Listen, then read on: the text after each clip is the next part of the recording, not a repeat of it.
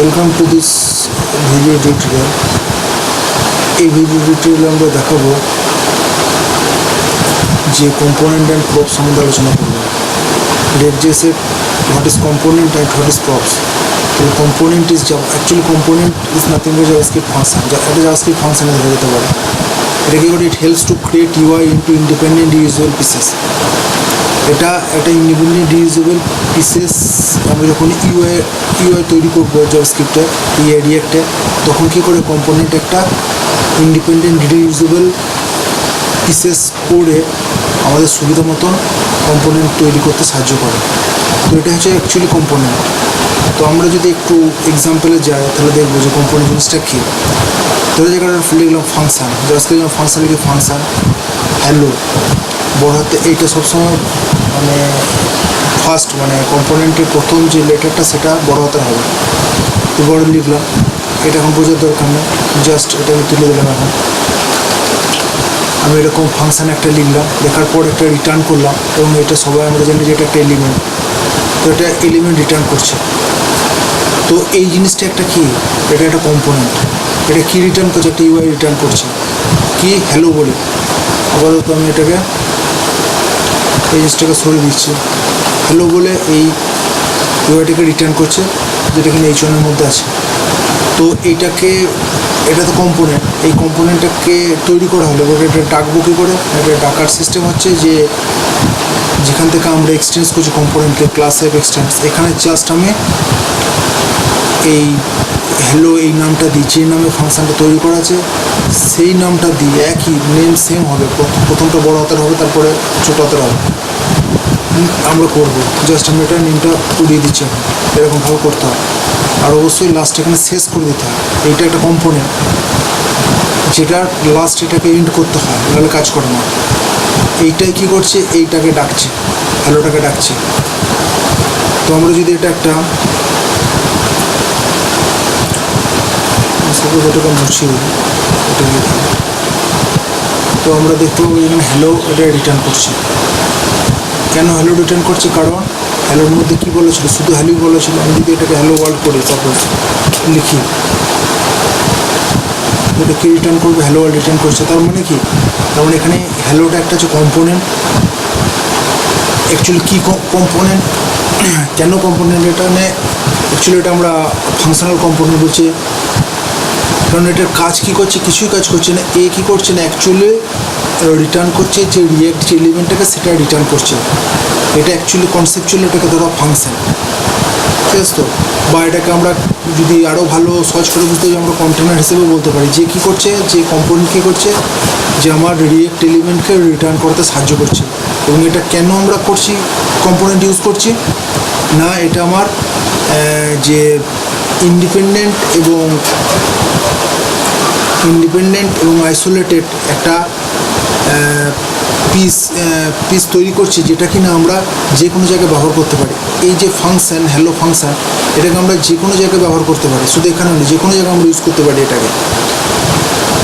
আমি জাস্ট খালি আমি ভেতরে যে জিনিসটাকে সেটাকে চেঞ্জ করে দিতে পারি, বা এটাকে অর্থাৎ আমাকে একই কোড বারে বারে না লিখে আমি জাস্ট একটা কম্পোনেন্ট তৈরি করে সেটাকেই বারে বারে খালি ডাকবো, এই জিনিসটা ডাকবো।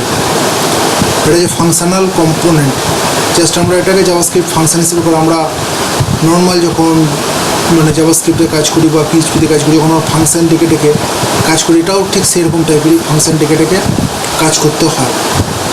তো ফাংশনাল কম্পোনেন্ট অর্থাৎ কম্পোনেন্টের ধারণাটা হচ্ছে যে আমরা একটা ইন্ডিপেন্ডেন্ট একটা রিউজেবল একটা ইউআই তৈরি করতে সাহায্য করে।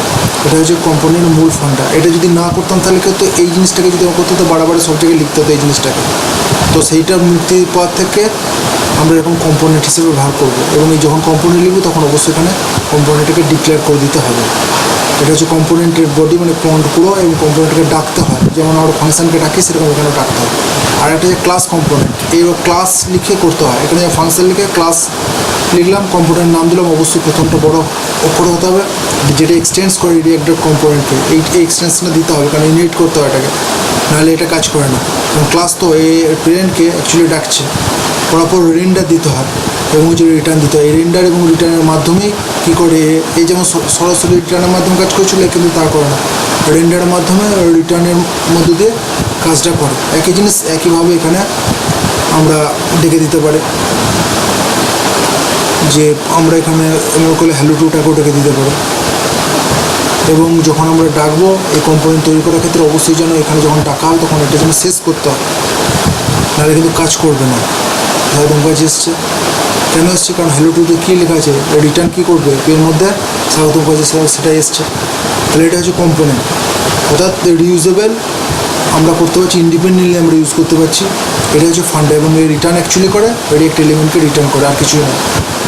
আর প্রপস জিনিসটা কি? প্রপস কিছু নয়, প্রপস হচ্ছে এই কম্পোনেন্টের ভেতরে আমি যদি কিছু লিখি অ্যাজ এ অ্যাট্রিবিউট হিসেবে, আমি যদি কিছু লিখি, আমার নামটা যদি লিখি অ্যাট্রিবিউট হিসেবে, এই অ্যাট্রিবিউটটা কি অ্যাকচুয়ালি বলা হয়, এই অ্যাট্রিবিউটটা কি অ্যাকচুয়ালি বলা হয় কম্পোনেন্টের প্রপস বলা হয়। এই যে এটা একটা কম্পোনেন্ট অ্যাট্রিবিউট অ্যাকচুয়ালি, এইটাই কী করে প্রসেস হবে, এটাকেই প্রপস বলা হয়।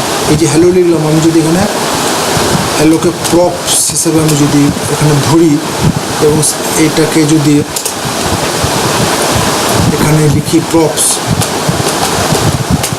ডট, এখানে কী হিসেবে দিয়েছি, এখানে কী হিসেবে দিয়েছি, নেম হিসেবে দিয়েছি। অ্যাট্রিবিউটটা কী আছে, নেম আছে। তো আমি প্রপস ডট যদি নেম দিয়ে দিই, তার মানে কম্পোনেন্টের যেটা অ্যাট্রিবিউট সেটা অ্যাকচুয়ালি হচ্ছে প্রপস, এটাকে প্রপস নামে ডাকা হয়। এই যেটা দিলাম এটা অ্যাট্রিবিউট, এখানে প্রপস, তারপরে প্রপস ডট হচ্ছে নেম। প্রপসের ভেতর কোন কী নামে আছে, নেম নামে আছে। আমি যদি এটাকে দিই, প্রপস কথাটার মানে হচ্ছে প্রপার্টিস, প্রপস কথাটার মানে হচ্ছে প্রপার্টিস, এসেছে। হ্যালো স্বাগতম পার্টি, কারণ প্রপস ডট নেমের মধ্যে কী আছে, স্বাগতম পার্টি আছে, হ্যালো এইচনের মধ্যে আছে হ্যালো। এটা হচ্ছে প্রপস। প্রপস হচ্ছে কম্পাউন্ডের মধ্যে যে অ্যাট্রিবিউটটা আমরা জিনিসটা লিখছি সেইটাকে আমরা প্রপসের মাধ্যমে ফেচ করতে পারি। প্রপস মানে হচ্ছে প্রপার্টি, এই যে প্রপস ডট নেম প্রপসের মাধ্যমে ফেচ করতে পারছি। এটা হচ্ছে অ্যাকচুয়ালি প্রপসের ধারণা। এটা আমাদের বিভিন্ন কাজে লাগবে, ডাইনামিক্যালি যখন আমরা কোনো কাজ করবো তখন এই প্রপসটা সবসময় লাগবে, সবসময় কাজে লাগবে। আচ্ছা, তো এরকমভাবে আমরা কী করতে পারি, ক্লাস এবং ফাংশনালের ভিতর থেকে আমরা প্রপসটা ইউজ করি। আর যখন আমরা ফাংশনালে করবো তখন কিন্তু এরকমভাবে প্রপস লেখানো, তখন এখানে কনস্ট্রাক্টরের মাধ্যমে প্রপসটা লিখতে হয়। সেটার পরে ভিডিওগুলো দেখাবো যে কী করে কনস্ট্রাক্টরের মাধ্যমে প্রপসটা লিখে সেটাকে আমরা ফেচ করতে পারি। এটা ফাংশনের মধ্যে জাস্ট এখানে প্রপসটা দিয়ে দিলাম এবং তার নেমটা যেহেতু এখানে নেম আছে, নেম আমি যদি এখানে নেম টু দিই তাহলে এখানে অবশ্যই নেম টু দিতে হবে। এইটা আর এটা হচ্ছে একই, আর এটা হচ্ছে একটা গ্লোবাল জিনিসটা বলে, এটা রিয়েক্টের নিজস্ব এই প্রপসটা। তো এটাই হচ্ছে কম্পোনেন্ট এবং প্রপসের অ্যাকচুয়ালি ধারণা।